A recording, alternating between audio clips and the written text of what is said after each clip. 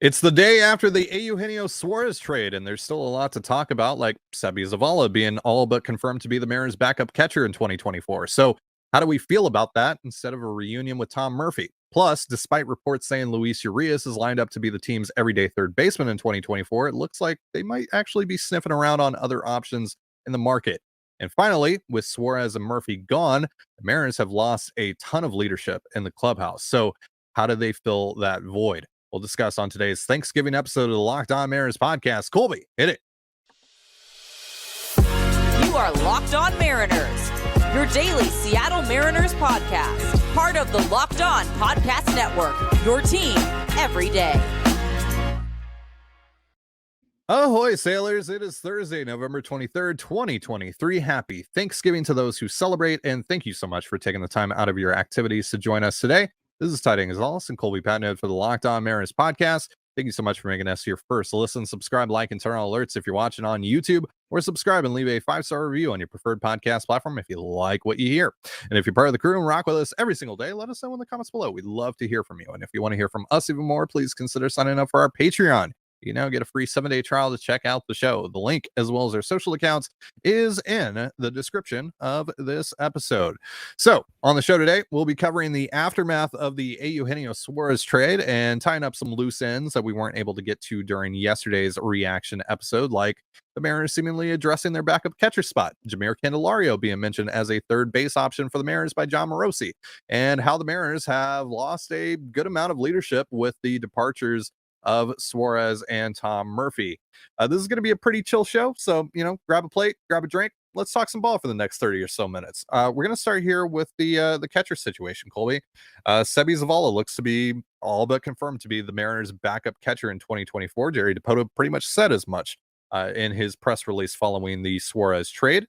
Said, I'm paraphrasing, but I think he pretty much said that the expectation is that Zavala and Raleigh are going to team up to make up that catching unit for the Mariners, at least by opening day. So that means that the door is pretty much all but closed on Tom Murphy, on a potential return for Tom Murphy. So what do you think about that?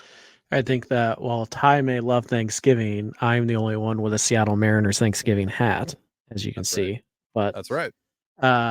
As for the backup catcher situation, I think there is a small chance that Murphy could be back. Seby Zavala, as much as I love him already, no guarantee to make the opening day roster. It's not a big deal if he doesn't. But I think there's a outside shot that Tom Murphy goes out looking for his starting catcher job. The league looks at a 32, 33-year-old with declining defense who can't stay healthy and says, thanks, but no thanks. And if everybody's offering a backup catcher job and nobody's willing to go too much above the minimum, it might make sense for Tom Murphy to come back to Seattle to be the backup catcher on a near minimum deal. So there is an outside shot that he comes back. I mean, you can't really rule it out until he signs elsewhere, but we can more or less rule it out. So, I wish Tom a lot of luck if he does go elsewhere, but you can certainly understand where the Mariners are coming from. Murphy has been really good when he's been able to play, but I think he played 14 games in 2022 and like 43, 44 games last year. You can't even rely on the guy to be a backup. He's going to get hurt as the backup catcher. So you can't, we don't want to run Cal into the ground, but you don't want to give, Brian O'Keefe and Luis Torrens 20 starts in 2 months. So you have to find a solution. You have to be willing to kind of absorb that inevitable Tom Murphy loss. And so I think it makes sense to go out and get Zavala, a guy who's, been healthier than Murphy, who at least brings, I think we can say elite defense behind the plate. And does have some offensive upside. He does have good pull power. He did have 1 year in a 70-game sample where he was a good hitter. He was almost a 2-win player in 2022. So I get it. I totally get it from the Mariners standpoint.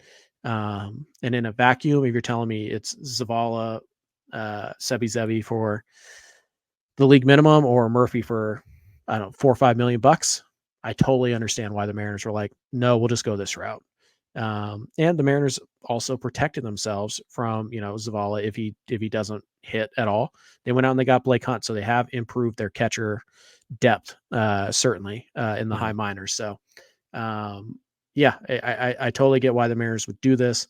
I understand why they're comfortable with Zavala being the backup to start the year, and I understand why they might look at Tom Murphy and just be like, we can't do this again. Like, we can't continue to rely on Murphy, and then by extension, because we rely on Murphy, now we have to rely on Brian O'Keefe and Luis Torrens and Jacob Nottingham. Like, I totally get why they decided to just go with some safety, because again, even if Zavala doesn't hit and you just kind of roll with that backup catcher for a few months until you feel like Blake Hunt is ready, or until you feel like there's a better option out there for you, at the very least he's going to give you elite defense, and that is not nothing from the catcher position. Yeah, so yesterday I said at the end of the show that I think you could actually make a strong argument that the Mariners upgraded their backup catcher position. And that, to me, though, says a bit more about the state of Tom Murphy rather than Zavala. And it's not a diss on Murphy, but he's been oft injured. He's coming off of another injury-shortened season. He's going to play most of 2024 at age 33. And his primary value is that he gives you above average offensive production from a position that doesn't really feature that. You don't get a lot of that. There are very few catchers in the league that produce offensively, especially at the level that we've seen from Murphy over about almost 500 plate appearances over 3 good seasons, 2019, the 14 games in 2022, and then this year. This past season. And again, that's a pretty small sample size, though, spread out over the course of 4 years, really. So my concern really is Murphy going to be able to sustain that level of offense at age 33, given the injuries? And Sure. More specifically, and obviously this wouldn't be the case in Seattle unless Cal Raleigh unfortunately went down, but if he does get a starting job elsewhere, is he going to get overexposed? So those are really my concerns with Murphy, and why I think it might not have been as much of a slam dunk as even I thought bringing him back. That maybe it didn't make as much sense now that we have the context of the Mariners are likely moving on here, that Zavala is going to be the backup catcher in 2024. Now that we have that, I've thought deeper about it. Come to the realization that it's just there's a lot of concerns about Murphy. There are a lot of flaws with the Murphy idea, and again, that's nothing against Tom Murphy. It's just kind of the reality of the situation. It's the unfortunate reality of his injury history, and he's getting older now, and he's not a good defender. He hasn't been a good defender for a while. Last year, he really struggled in controlling the run game. He allowed 27 stolen bases on 28 attempts. And that's been an underrated flaw of the Mariners for a while now, is controlling opponents' run games. And that's obviously not just a catcher issue, right? That's also a pitcher issue. But I think it's something that Zavala can help them with a bit. Now, that's not particularly the strongest part of his defensive profile either. He's been below average in terms of things like pop time. But I think it's something that it's still definitely an improvement from what Murphy was giving you.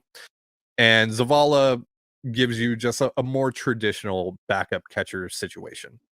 I think for the last few years we've been kind of with the catching situations in Seattle since basically 2019, when they had Omar Narvaez and Austin Nola and Tom Murphy, where they had these highly offensive productive catchers, which is not normal. That's very, very unique to have what the Mariners have had lately.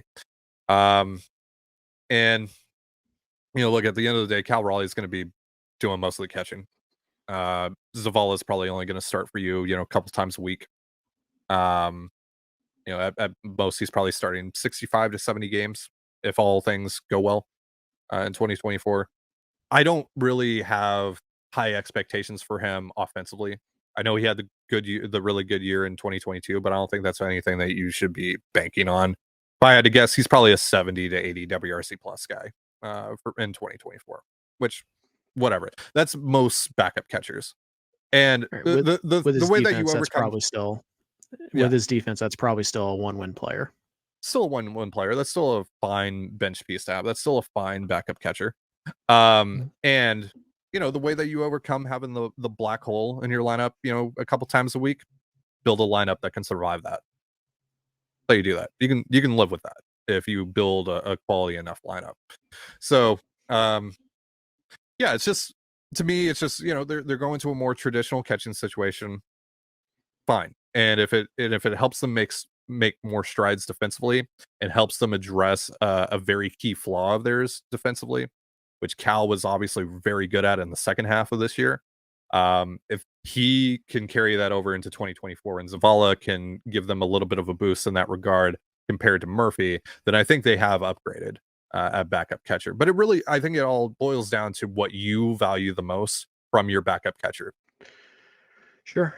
I would just, don't sleep on Sevy's bat. If it's anywhere near 100, that's not a black hole. So, and again, I would also add, don't sleep on Blake Hunt. That's a pretty important acquisition here. That's a guy who's close to major league ready, if not major league ready, and he profiles a lot like Tom Murphy.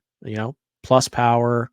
There's some questions about whether or not he can, put up a good average, whether or not he can, it's power overhead, and he's a pretty good defender though, unlike Tom. But that's pretty much the profile of Tom Murphy when he was coming up as well. So they could be looking at this going like, hey, look, we have Zavala as the backup plan here, but there's a non-zero chance that Blake Hunt comes up and he's basically Tom Murphy, just for $4 million less. So we'll see. Sure. But I feel okay with where the Mariners catchers are right now, where they're at in that position. And I also wouldn't be shocked if they added somebody like Austin Nola on a minor league deal to get him into spring training. Yeah. Again, Murphy's value comes from the bat. And if the bat isn't going to be present, he's not really a valuable piece because of the defense, because of the lapses in his defense. So I think from that perspective, it's fine. Again, I think the argument here more is it says more about the state of Tom Murphy rather than Zavala. I think, you replace Zavala with any, defensively catcher, and the fact remains the same, essentially. But yeah, maybe there is some upside there in Zavala's bat. I mean, again, he's 1 year removed from posting a 110 WRC plus. He was a 2.5 win player that year, 2-win player in like 60 or so games. Yeah, that's great. 2 wins in 60 games is awesome. So if you're able to get that, awesome. But my general expectations are, you're probably just going to get a more traditional catching situation, and that's fine. That's totally fine. You're listening to the Locked On Mariners podcast. Thank you again for making us your first listen here on Thanksgiving. I love Thanksgiving. And as a reminder, once again, Locked On has launched the first ever national sports 24/7 streaming channel on YouTube. Locked On Sports Today is here for you 24/7, covering the top sports stories of the day with the local experts of Locked On, plus our national shows covering every league. Go to Locked On Sports Today on YouTube and subscribe to the first ever national sports 24/7 streaming channel, part of the Locked On Podcast Network. Your team every day. So there was a tweet yesterday, Colby. I won't call it a report. I am not going to dignify it as a report because I have a feeling that it's not, but we're going to mention it. John Morosi, he's talked about the Mariners a lot. Obviously, he goes on the radio in Seattle. He goes on 710. I do think that he does talk to people within the Mariners organization. I do think that he has some information and some insight on the Mariners. But he mentions a lot of players when it comes to the Mariners. He's mentioned just this year, he's mentioned JD Martinez and Yoshinobu Yamamoto, and now Jeimer Candelario. He says that Jeimer Candelario could be an option for the Mariners at third base following the Eugenio Suárez trade. Now, that could be based off of multiple things. It could be that he's actually hearing like, the Mariners are having conversations with Candelario in his camp, and they're thinking about it. Or it could mean Morosi saw the Gino trade and then was thinking of who are some third basemen who are available. Oh, Jeimer Candelario, that could be an option, and just tweeted it. So we don't really know what this is based off of. This could be nothing. And Very there's intentional wording from and there's Rossi. obviously the Daniel Kramer report yesterday that he was told by someone within the organization that the Geno trade clears the path for Luis Urias to be the everyday starting third baseman in Seattle in 2024. So maybe that's actually what the plan is there. We don't know. We've talked obviously quite a bit about a potential platoon there with Josh Rojas and Urias. But if they are looking to aim bigger here, if they are looking at Jeimer Candelario, what do you think about that possibility?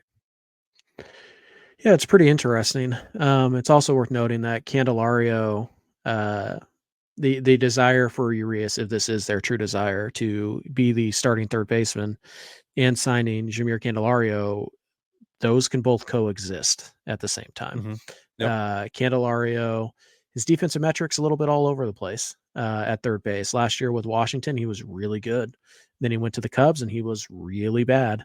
Which is so weird. It's so it weird. is. And like in 2022, he was really bad at third. In 2020 or 2021, he was really good. So it's kind of tough to say. But if you believe in Perry Hill, as much as some of you claim that you do, then shouldn't be a problem, right? But yeah, he can also play first base. He does have a lot of experience there, and you still do have at bats to give in the DH spot. So,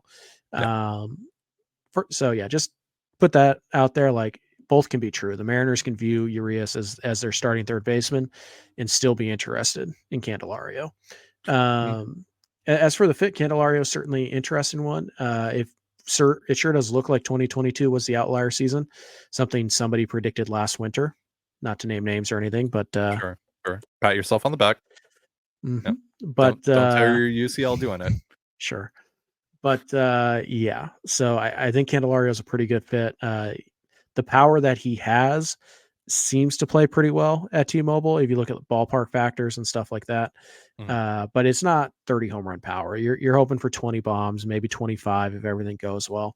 But he's going to hit a lot of doubles. He's a line drive hitter. He peppers the gaps. He's going to slug probably in the 440 to 470 range, somewhere in that. It's going to be a lot of doubles and 15 to 20-ish home runs, maybe 25. He's going to hit for a pretty good average, probably in the 250 to 270 range. Draws enough walks, doesn't strike out a ton. Like he's just a solid hitter. He is a 15 to 20% above league average hitter, which is something the Mariners could use. He's not a star. You're not signing an all-star here. He's a switch hitter, which obviously helps with lineup balance and stuff like that. So it's a really interesting fit. I think it makes sense, and I think there's a possibility Candelario is a guy who's 3 years, $45 million, like in that range, or it could be something like 5 and 90 if the market is what it is. Obviously, you're not interested in Candelario if he gets to approaching $100 million, but if you can get him for $50 million, give or take, I think he makes a lot of sense. I think he's a better hitter than Gurriel Jr., who's kind of another name that's been floated out there. Gurriel Jr. just fits a little bit better because he's an outfielder. But yeah, I think that you're roughly looking at, the same style of hitter. Not a guy who's going to hit 35 home runs playing it in Seattle, but a guy who's probably going to hit around 18 to 25, somewhere in that range, but put up good batting average, not strike out. Right. And just kind of lengthen the lineup a little bit. Well, and if, say you do sign him and he is your third baseman and then you're platooning Urias and Rojas over at second, Urias obviously has 20 plus home run potential there. So you're making up for some of the lack in power from Candelario's side of things at third base over at second base with a position that doesn't really produce a ton of power output. So that's kind of the general idea there. Candelario's a switch hitter. Averages this past year pretty much the same from both sides of the plate. A little bit more over the wall power output from the left side of the plate. But like you said, it's it's a more which is a really good fit for Seattle. He's walking 9.2% of the time this past year, career 9.6% walk rate, career strikeout rate of 23.5%. That's totally fine. Take that all day long. And like you said, he's seems to be good for about 40 doubles. He's done it essentially twice now in his career, 42 in 2021, 39 last year. Also added 3 triples. 22 home runs this past year. That's a lot of extra base hits. So he's not just a contact-oriented hitter who just hits for a lot of singles. He is hitting for power. So, yeah, I really like that idea. I really like the Candelario idea. I think he's a good fit for the ballpark. I think he's a good fit for this roster build where this roster is right now. I think it makes a lot of sense. And for that reason, I'm hoping that this Morosi tweet is a bit more tangible. There's actually like some smoke here, that it's not just like, hey, he's available. The Mariners, on the outside looking in, third baseman. So that makes sense. Yeah. The nice thing about Candelario is that he is an everyday hitter. You don't have to platoon him. You don't have to, put another player on the roster to, kind of protect yourself there. And you kind of already did with Urias and Rojas. So there's very little risk of, non-performance. You look back at 2021, he was actually a 124 WRC plus against lefties, against righties, which is, obviously the side you care more about. You look at what he did in 2022. This is the one that kind of skewed his career numbers because he's a career 99 WRC plus against right-handed pitching, but he was 124 in 2021. Last year it was 75. So that's a pretty drastic bump down. But then you look at what he did this year against right-handed pitching. He posted 118 WRC plus. So 123, 75, 118. Which one seems like the outlier? He's a guy that you can put in your lineup every day. You probably want him hitting 5th or 6th in a really good lineup. But he, again, switch hitter, perfectly fine from both sides of the plate. Some power output, mostly doubles, that type of stuff, and about league average strikeout rates and walk rates. He's a solid player. He's a solid player. Yeah, good player. He certainly helps you. And I would say he's a pretty safe bet to give you at least 3 wins. Assuming the defense is somewhere in the middle of what he's been. So, and I mean, in 2021, he was almost a 4-1 player, 3.8 F4. So this last year there's definitely 3.3. There's definitely upside there for him to be, knocking on the door of all-star, production. So sure. 2022, just based on everything, looks like the outlier. Here. So I'm not too concerned about that. And he's 30. So I mean, or he'll be 30 in tomorrow, I think is his birthday. So I think if you could get him for 3 years, somewhere in the 14 to 17 million a year range, I think I'm all on. I think I'm pretty darn interested at that point. Yeah. You're listening to the Locked On Mariners podcast. Thank you again for making us your first listen here on Thanksgiving. I love Thanksgiving. And as a reminder, once again, Locked On has launched the first ever national sports 24/7 streaming channel on YouTube. Locked On Sports Today is here for you 24/7, covering the top sports stories of the day with the local experts of Locked On, plus our national shows covering every league. Go to Locked On Sports Today on YouTube and subscribe to the first ever national sports 24/7 streaming channel, part of the Locked On Podcast Network. Your team every day. So lastly, before we get out of here and let you guys go back to your Thanksgiving activities, if you got anything going on today, the Mariners have lost a fair amount of leadership in their clubhouse with the Geno trade. And like we talked about earlier, it seems like the door is pretty much closed on Tom Murphy returning. I know you kind of left the possibility out there of maybe, but very, very small chance. But hey, you never know. But it seems right now that the Mariners are going to lose at least 2 of their greatest leaders in their clubhouse, guys that the clubhouse really, really respects. With Geno, I think back to the series that they had in Anaheim where someone in the stands clearly said something that crossed the line to Julio, and Julio kind of lost it, and Geno was able to reel him back in. I thought that was a really cool moment. Geno obviously had a major impact. I mean, if you're on Twitter, if you're on Instagram, Geno obviously had a major impact on a lot of his teammates. A lot of them have come out and said some really, really nice things about Geno over the last 24 or so hours. So that's a major loss.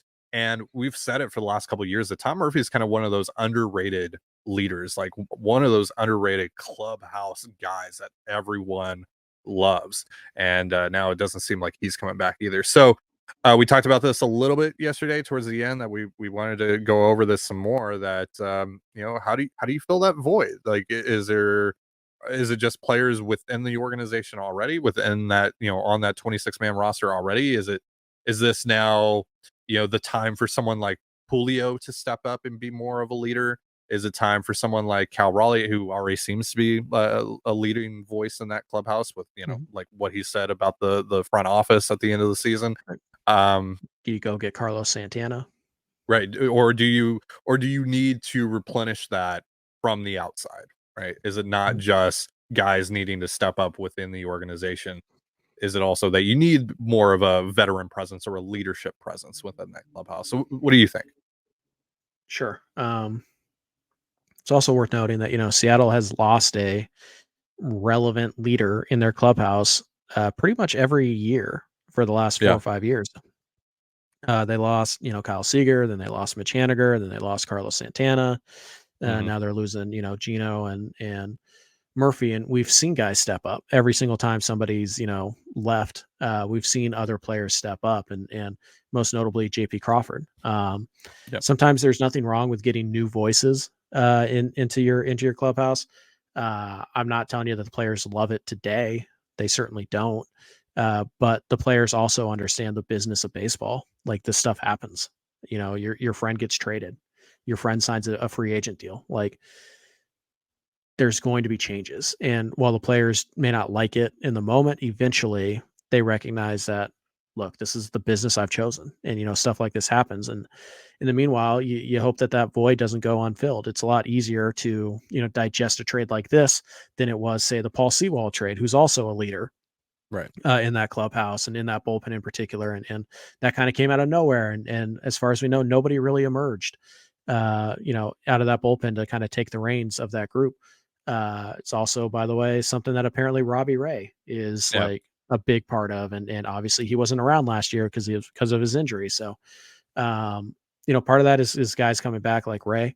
But part of it is guys stepping up. And I think if you're Seattle, I think you want to make something abundantly clear.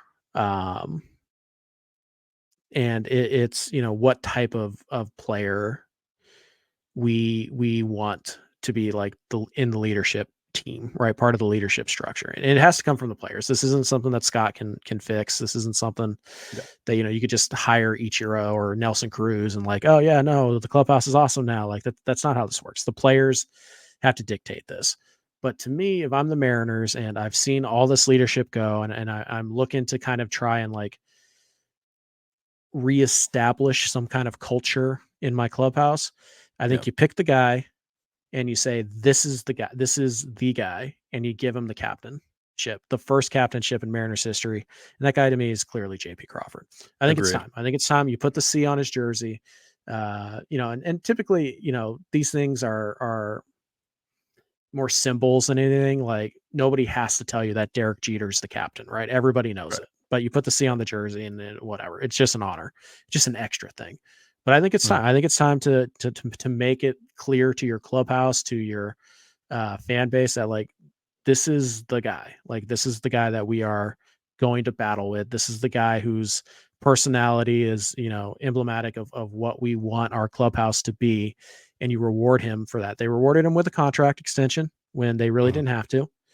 And he rewarded them with a great season.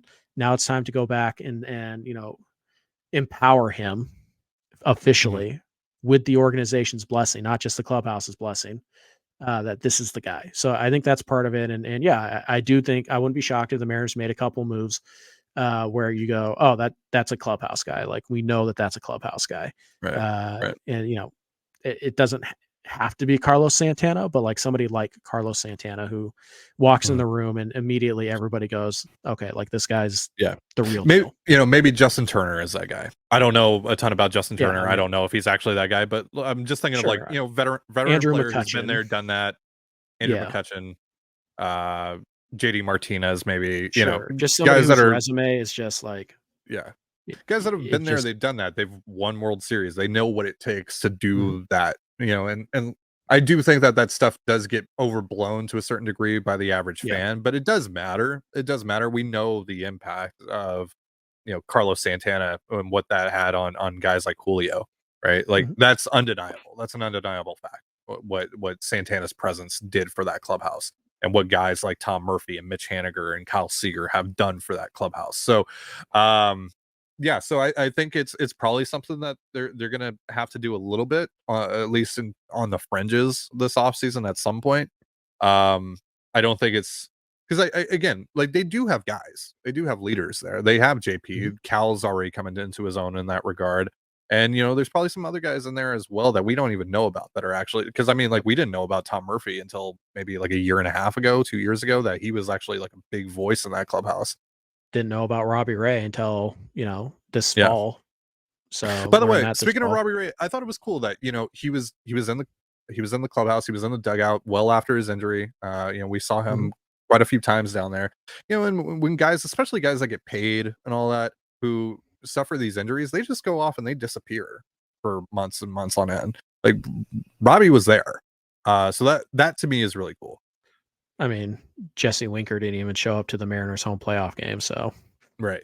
A lot of times these guys they want to get out. I think for me, it's important that like every kind of position group has like their guy, like their dog.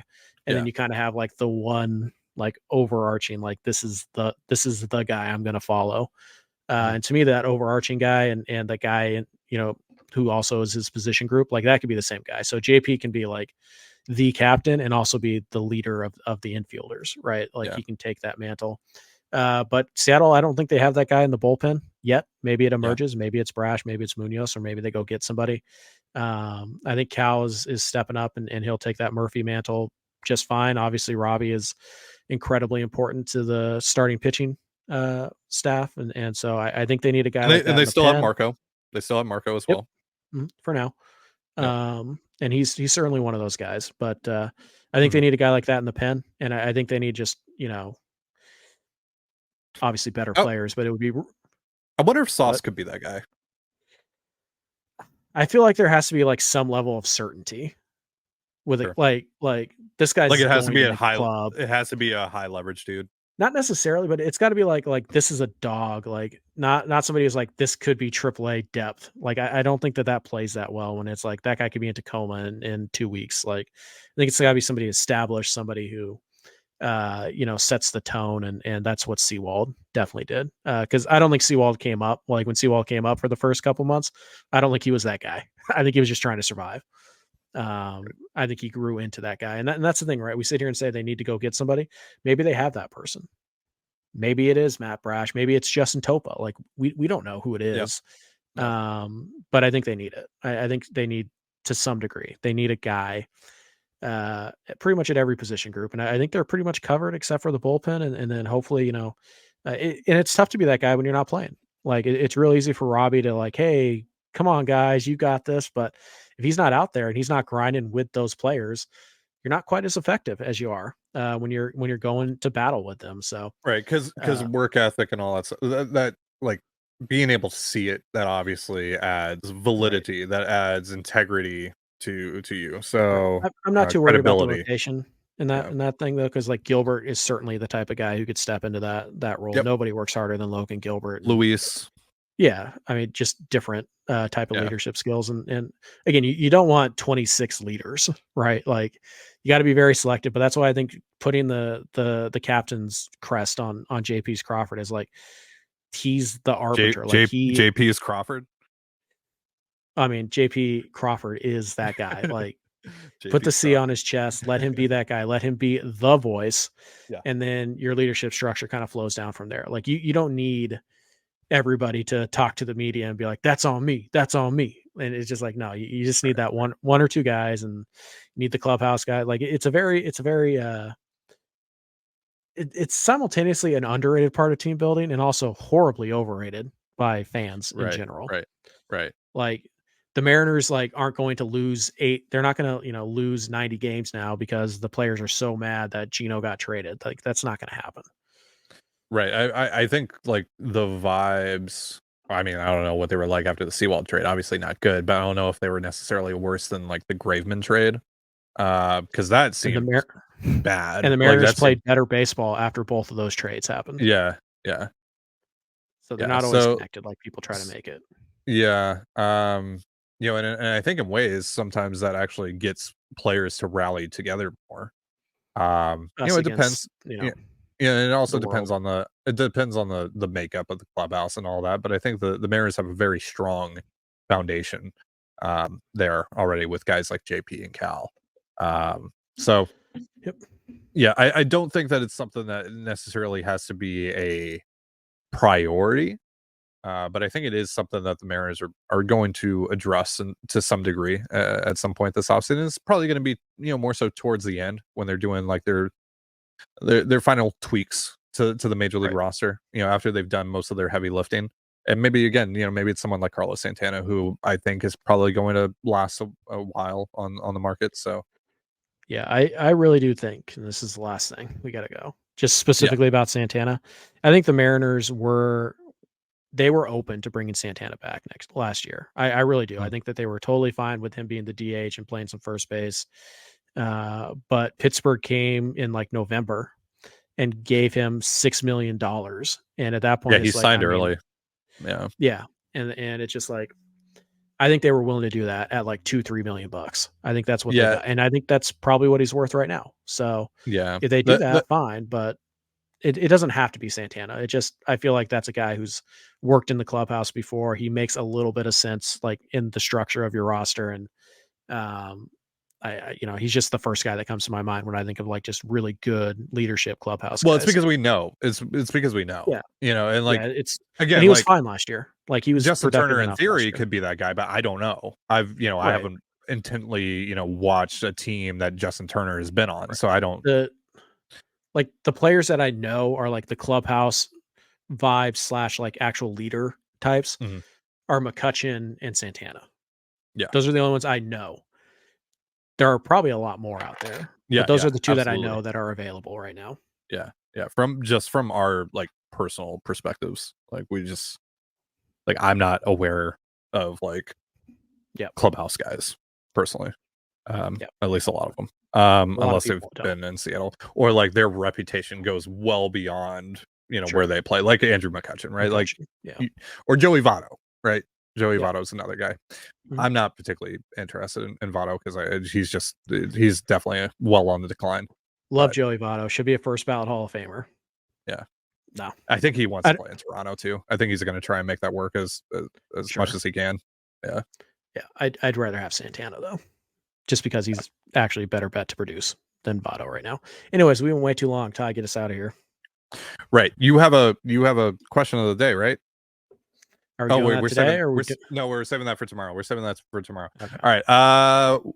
If you're celebrating Thanksgiving, what are your Thanksgiving plans? Let us know in the comments or the live chat here on the premiere. Let us know. Lame. Whatever.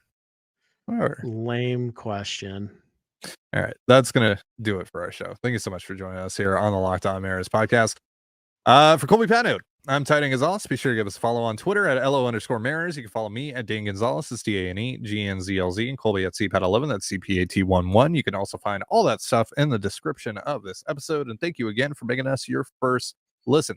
Have yourself a beautiful baseball day, and we'll see you next time. Peace.